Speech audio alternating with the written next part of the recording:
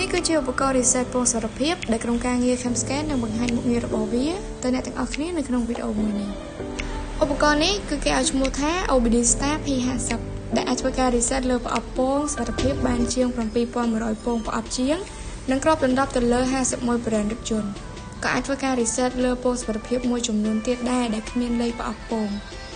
មានការបង្ហាញរូបភាពទីតាំងនិងការភ្ជាប់បង្គោលជើងច្បាស់លាស់វាដូចជាមានគ្រូមួយដែលជួយបង្ហាញផ្លូវអ្នកទាំងអស់គ្នានៅក្នុងការធ្វើ reset ពងផងដែរឧបករណ៍នេះអាចឆែកមើលទិន្នន័យនិងកូដកំហុសបានច្បាស់លាស់បច្ចុប្បន្នក៏មានមុខងារ update ថ្មីដែលមានឈ្មោះថា steering reset ផងដែរហើយនេះជា model រថយន្តដែលឧបករណ៍ reset ពងមួយនេះអាចធ្វើបាន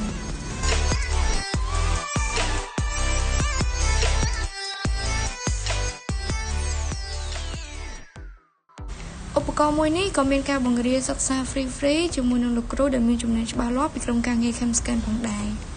សម្រាប់បងប្អូនចំណាប់អារម្មណ៍ឧបករណ៍មួយនេះអាចតាក់ទងតាមលេខទូរស័ព្ទឬ Telegram 086 99